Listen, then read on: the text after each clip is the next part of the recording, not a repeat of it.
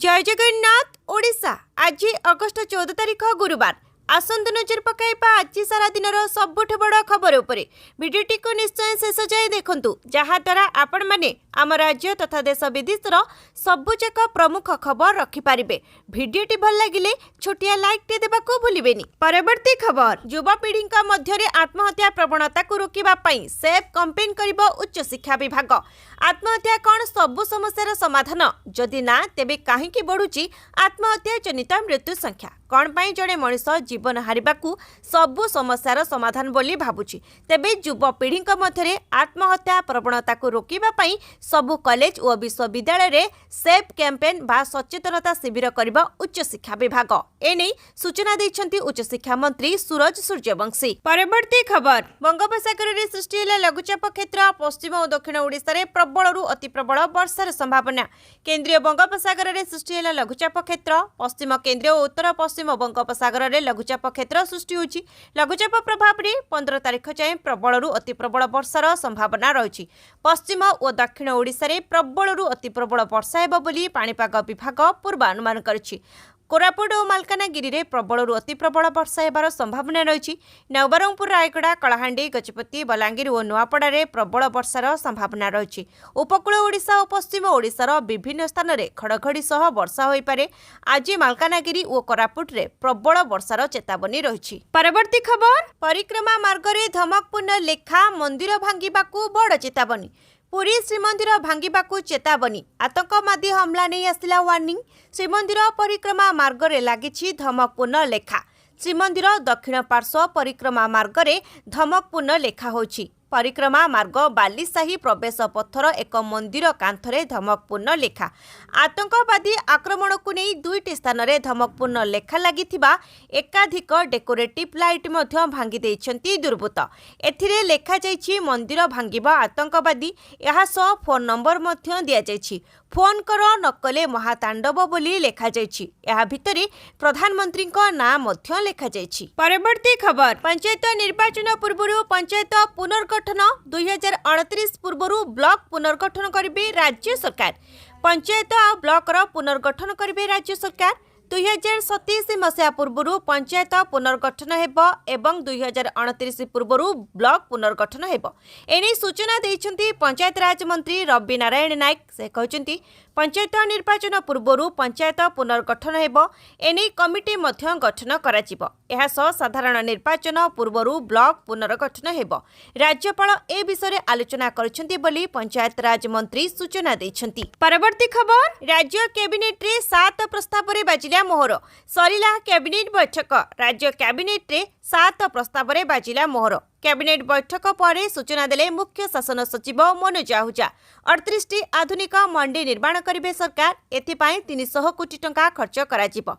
RMC 150 कोटी टंका खर्च करिबो। राज्य सरकार 2 वर्ष रे 150 कोटी देबे।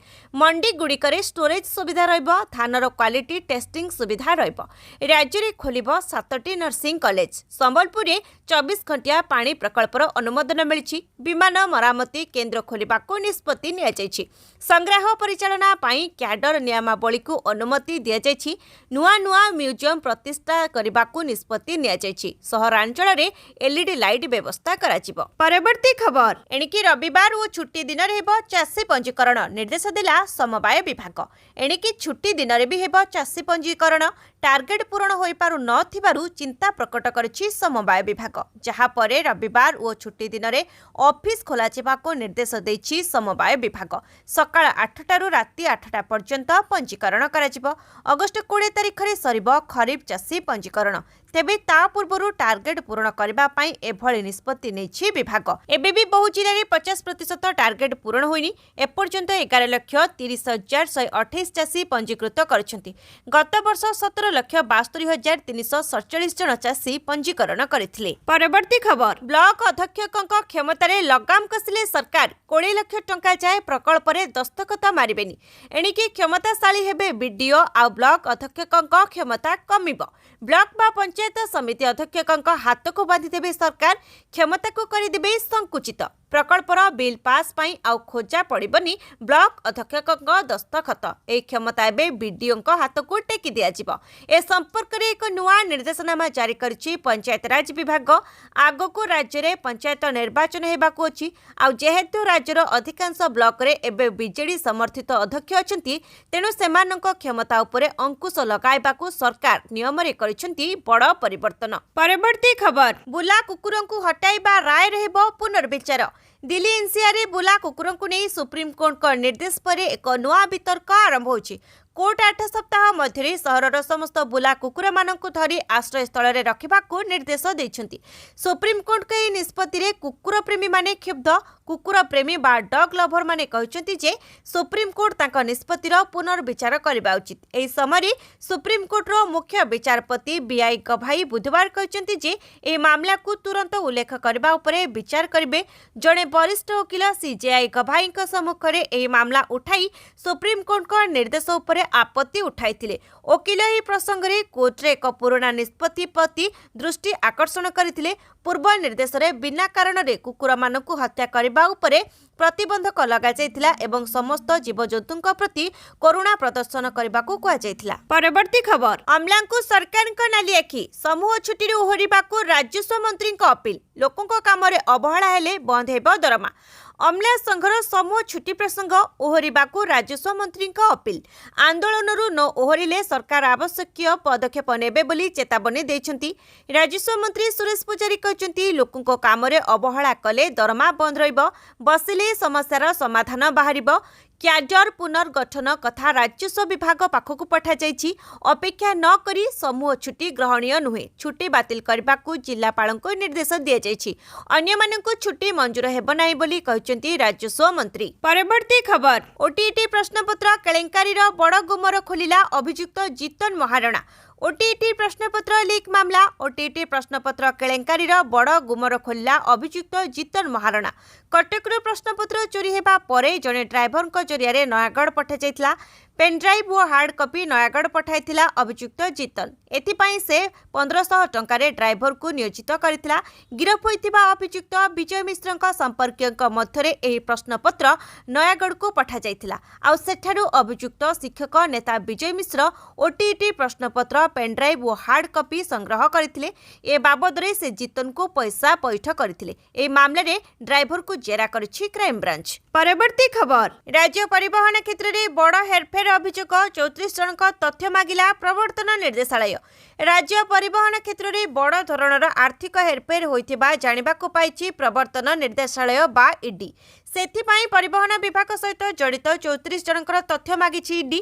कटक परिवहन कमिशन कार्यालय को समस्त तथ्य तुरंत देबाको निर्देश दिया जाइछि। ए संक्रांत रे ईडी पक्षरु गत जुलाई 22 तारिख रे राज्य परिवहन और वाणिज्य विभाग को चिट्ठी करा जाइथिला। अगस्त 8 तारिख रे विभाग पक्षरु कटक परिवहन आयुक्त कार्यालय को समस्त तथ्य पठाइबाको निर्देश देइछि ईडी। अभियोग अनुसार केतेक परिवहन संस्था गाड़ी गुड़िकर रेजिस्ट्रेशन नवीकरण न करी किंबा टिकस फांकी गाड़ी चलाउथिबा परिवहन कर्तृपक्षक निकट रे अभियोग होई आसुछि।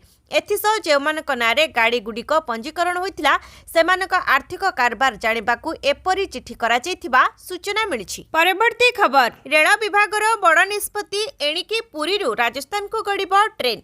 महोदधि सह जोड़ी हेब मरुभूमि बंगोपसागर अंचल सह जोड़ी हेब राजस्थान थर मरुभूमि। एभली एक ऐतिहासिक पदक्षेप नेइछि भारतीय रेलबाई। ओडिशा और राजस्थान मध्य सांस्कृतिक और अर्थनैतिक अभिवृद्धि पाई पुरी लालगढ़ पुरी एक्सप्रेस राजस्थान श्री गंगानगर पर्यंत संप्रसारण होछि। संप्रसारित ट्रेन को सबुज पताका देखाई शुभारंभ करिसेंती पुरी सांसद संबित पात्र और राज्यसभा सांसद सुभाषिष खुंटिया। ट्रेन शुभारंभ अवसर में पुरी सांसद संबित पात्र कहते जे 162 कोटी टंका व्यय रे पुरी विश्वस्तरीय रेल स्टेशन नवीकरण कराजिबो। परवर्ती खबर अगस्ट 22 रे बालेश्वर रे न्यारी न्याय यात्रा महिला को न्याय देबी रे कांग्रेस करिबो पदयात्रा। विगत दिन में एफएम छात्री समेत नारी निर्यातनार शिकार होइथिबा महिला मानक पई स्वर उठाइबो कांग्रेस। बालेश्वर पीसीसी पक्षरु नारी न्याय पदयात्रा हेबो। एही पदयात्रा आज हेबार थिला मात्र ଏହି କାର୍ଯ୍ୟକ୍ରମକୁ ଆସନ୍ତା 22 ତାରିଖ ଶୁକ୍ରବାରକୁ ଘୁଞ୍ଚାଇ ଦିଆଯାଇଛି। ସେହିଦିନ ପୂର୍ବାହ୍ନ 9ଟାରୁ ବାଲେଶ୍ୱର ସିନେମା ହଲ୍ ଛକସ୍ଥିତ ମହାତ୍ମା ଗାନ୍ଧୀଙ୍କ ପ୍ରତିମୂର୍ତ୍ତି ପାଖରୁ ପିସିସି ସଭାପତି ଭକ୍ତଚରଣ ଦାସ, ଅନ୍ୟାନ୍ୟ କଂଗ୍ରେସ ନେତୃତ୍ୱବୃନ୍ଦ ଓ ସହସ୍ର ସଂଖ୍ୟାରେ ଦଳୀୟ ତଥା ସାମାଜିକ କର୍ମୀ ଓ ମାନବୀୟବାଦୀ ସଂଗଠନର ସଭ୍ୟମାନେ ଏକ ପଦଯାତ୍ରାରେ ବାହାରିବେ। ଉକ୍ତ ଶୋଭାଯାତ୍ରା ଫକୀରମୋହନ କଲେଜ, আজিମାବାଦ ଓ ଷ୍ଟେସନ ଛକ ଦେଇ ଗାନ୍ଧୀ ସ୍ମୃତି ଭବନ ପ୍ରାଙ୍ଗଣରେ ପହଞ୍ଚିବ। ସେଠାରେ ଏକ ସାଧାରଣ ସଭାରେ ସଭାପତି, ପିସିସି ସଭାପତି ଭକ୍ତଚରଣ ଦାସ ଓ ଦଳର ନେତୃତ୍ୱବୃନ୍ଦ ଉଦ୍ବୋଧନ ଦେବେ। ପରବର୍ତ୍ତୀ ଖବର, ଗଣଶିକ୍ଷା ବିଭାଗର 21,852 ପଦ ଫାଙ୍କା, 7,463 ପଦରେ ନିଯୁକ୍ତି ପାଇଁ ପ୍ରକ୍ରିୟା ଆରମ୍ଭ। ବିଦ୍ୟାଳୟ ଗଣଶିକ୍ଷା ବିଭାଗରେ ତ୍ୱରିତ ହେବ ନିଯୁକ୍ତି ପ୍ରକ୍ରିୟା। ଖାଲି ଥିବା ଶିକ୍ଷକ ଓ ଅଣଶିକ୍ଷକ ପଦରେ ନିଯୁକ୍ତି ପାଇଁ ପ୍ରକ୍ରିୟା ଆରମ୍ଭ କରିଛି ବିଭାଗ। ବିଭିନ୍ନ କାର୍ଯ୍ୟାଳୟରେ ଖାଲି ଥିବା 21,852 ପଦରେ ନିଯୁକ୍ତି ପାଇଁ ପ୍ରକ୍ରିୟା ଚୂଡ଼ାନ୍ତ ପର୍ଯ୍ୟାୟରେ ପହଞ୍ଚିଥିବା ବେଳେ 7,463 ପଦରେ ନିଯୁକ୍ତି ପାଇଁ ବିଭିନ୍ନ ନିଯୁକ୍ତି ପ୍ରଦାନକାରୀ ସଂସ୍ଥାକୁ ଅବଗତ କରାଯାଇଛି। ଏନେଇ ଜୁଲାଇ 30 ତାରିଖରେ ବସିଥିବା ବିଭାଗୀୟ ସମନ୍ୱୟ ବୈଠକରେ ନିଷ୍ପତ୍ତି ନିଆଯାଇଥିବା ଗଣଶିକ୍ଷା ବିଭାଗ ପକ୍ଷରୁ ବିଜ୍ଞପ୍ତି ପ୍ରକାଶ ପାଇଛି। ପରବର୍ତ୍ତୀ ଖବର, ଏଲନ୍ ମସ୍କ ସବୁଠୁ ଧନୀ ଟପ୍ 20ରେ ମୁକେଶ ଅମ୍ବାନୀ ଓ ଗୌତମ ଅଦାନୀ। କିଛି ଦିନ ଧରି ଷ୍ଟକ୍ ମାର୍କେଟରେ ଶୋଚନୀୟ ସ୍ଥିତି ପରେ ସୋମବାର ବଡ଼ ପରିବର୍ତ୍ତନ ଦେଖିବାକୁ ମିଳିଛି। ଗୌତମ ଆଦାନୀଙ୍କ ସମ୍ପତ୍ତିରେ ପୁଣି ଥରେ ବୃଦ୍ଧି ହୋଇଛି। ଆଦାନୀଙ୍କ ସମ୍ପତ୍ତିରେ 5.74 ବିଲିୟନ ବୃଦ୍ଧି ଘଟିଛି। ବର୍ତ୍ତମାନ ତାଙ୍କ ସମ୍ପତ୍ତି 79.7 ବିଲିୟନ ବୃଦ୍ଧି ଘଟିଛି। ବିଶ୍ୱର ଟପ୍ 20 ଧନୀଙ୍କ ମଧ୍ୟରେ 2 ଭାରତୀୟଙ୍କୁ ସ୍ଥାନ ମିଳିଛି। ଭାରତ ଏବଂ ଏସିଆର ଦ୍ୱିତୀୟ ଧନୀ ହେଉଛନ୍ତି ଗୌତମ ଆଦାନୀ। ତାଙ୍କ ଆଗରେ ରହିଛନ୍ତି ମୁକେଶ ଅମ୍ବାନୀ। ଚଳିତ ବର୍ଷ ଆରମ୍ଭରୁ ବର୍ତ୍ତମାନ ସୁଦ୍ଧା ଆଦାନୀଙ୍କ ସମ୍ପତ୍ତିରେ 1.2 ବିଲିୟନ ଡଲାର ବୃଦ୍ଧି ଘଟିଛି। ଆମେରିକାରେ ଏଲନ୍ ମସ୍କଙ୍କ ସମ୍ପତ୍ତି ମଧ୍ୟ ବୃଦ୍ଧି ହୋଇଛି। ବର୍ତ୍ତମାନ ସୁଦ୍ଧା ତାଙ୍କ ସମ୍ପତ୍ତିରେ 6.67 ବିଲିୟନ ଡଲାର ବୃଦ୍ଧି ଘଟିବା ସହ ତାଙ୍କ ମୋଟ ସମ୍ପତ୍ତି ଏବେ 378 ବିଲିୟନ ଡଲାର ଅଛି। ପରବର୍ତ୍ତୀ ଖବର, ଭାଇଜାନଙ୍କୁ କାମୁଡ଼ିଲା ସାପ, ଗୁରୁତର ଅବସ୍ଥାରେ ହସ୍ପିଟାଲରେ ହେଲେ ଭର୍ତ୍ତି। ବଲିଉଡର ଭାଇଜାନ ତଥା ଭେଟରାନ ଅଭିନେତା ସଲମାନ ଖାନଙ୍କ ବା କିଏ ନ ଜାଣିଛି। ସେ ନିଜର ଅଭିନୟ ମାଧ୍ୟମରେ ଅନେକ ଲୋକଙ୍କ ହୃଦୟରେ ରାଜ କରୁଛନ୍ତି।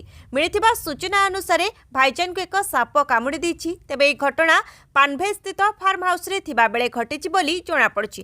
ତେବେ ସାପଟି ସଲମାନଙ୍କ ହାତକୁ କାମୁଡ଼ିଛି ବୋଲି ସୂଚନା ମିଳିଛି। ତେବେ ସାପ କାମୁଡ଼ିବା ପରେ ସମସ୍ତେ ବ୍ୟସ୍ତ ହୋଇପଡ଼ିଥିଲେ ଏବଂ ବର୍ତ୍ତମାନ ତାଙ୍କର ନାଭି ମୁମ୍ବାଇର କାମଥେ ଅଞ୍ଚଳରେ ଥିବା MGM ହସ୍ପିଟାଲରେ ଚିକିତ୍ସା କରାଯାଉଛି। ହସ୍ପିଟାଲରେ ଭର୍ତ୍ତି ହେବା ପରେ ଜଣାପଡ଼ିଥିଲା ଯେ ସଲମାନଙ୍କୁ କାମୁଡ଼ିଥିବା ସାପଟି ବିଷଧର ନଥିବା ଜଣାପଡ଼ିଥିଲା। ହେଲେ ସଂକ୍ରମଣ ଦୃଷ୍ଟିରୁ ତାଙ୍କୁ ଆଣ୍ଟି ଭନମ ମେଡିସିନ ଦିଆଯାଇଛି। ପରବର୍ତ୍ତୀ ଖବର, ଟେନସନ ବଢ଼ାଇପାରେ EPFOର ନୂଆ ନିୟମ, PF ଟଙ୍କା କ୍ରେଡିଟ୍ରେ ହୋଇପାରେ ସମସ୍ୟା। କର୍ମଚାରୀ ଭବିଷ୍ୟ ନିଧି ପାଣ୍ଠି ସଂଗଠନ ୟୁନିଭର୍ସାଲ ଆକାଉଣ୍ଟ ନମ୍ବର ତିଆରି ପ୍ରକ୍ରିୟାରେ ଏକ ବଡ଼ ପରିବର୍ତ୍ତନ କରିଛି। ଅଗଷ୍ଟ 1 ଠାରୁ ନୂତନ UAN ପାଇଁ ଆଧାର କାର୍ଡ ସହିତ ଫେସ୍ ଅଥେଣ୍ଟିକେସନ ବାଧ୍ୟତାମୂଳକ କରାଯାଇଛି। ଏହି କାମ କେବଳ ୟୁମଙ୍ଗ ଆପ୍ ମାଧ୍ୟମରେ କରାଯାଇପାରିବ। କିନ୍ତୁ ଏହି ନୂତନ ନିୟମରେ ଅନେକ କର୍ମଚାରୀଙ୍କ ପାଇଁ ସମସ୍ୟା ସୃଷ୍ଟି କରିପାରେ। ଯେଉଁ କର୍ମଚାରୀମାନଙ୍କର ମୋବାଇଲ ନମ୍ବର ଆଧାର ସହିତ ଲିଙ୍କ ହୋଇନାହିଁ କିମ୍ବା ଯେଉଁମାନଙ୍କର ସ୍ମାର୍ଟଫୋନ୍ ନାହିଁ କିମ୍ବା ସଠିକ୍ କ୍ୟାମେରା ନାହିଁ, ସେମାନେ ଫେସ୍ ଅଥେଣ୍ଟିକେସନ ସମସ୍ୟାର ସମ୍ମୁଖୀନ ହେବେ, ଯାହାଫଳରେ ସେମାନଙ୍କର UAN ଜେନେରେସନ ଅଟକି ଯାଇପାରେ। ପରବର୍ତ୍ତୀ ଖବର, ଦରମା ବୃଦ୍ଧି ନହେଲେ ସାମୂହିକ ଇସ୍ତଫା ଚେତାବନୀ ଦେଲେ ଆୟୁଷ ଡାକ୍ତର। ଆସନ୍ତା ବିଧାନସଭାର ମୌସୁମୀ ଅଧିବେଶନ ପୂର୍ବରୁ ଦରମା 2 ଗୁଣ ନହେଲେ ସାମୂହିକ ଇସ୍ତଫା ଦେବା ସହିତ ଗଣତାନ୍ତ୍ରିକ ଉପାୟରେ ଆନ୍ଦୋଳନକୁ ଓହ୍ଲାଇବାକୁ ଓଡ଼ିଶା ଆୟୁଷ ଡାକ୍ତର ମିଳିତ କ୍ରିୟାନୁଷ୍ଠାନ କମିଟି ଚେତାବନୀ ଦେଇଛି।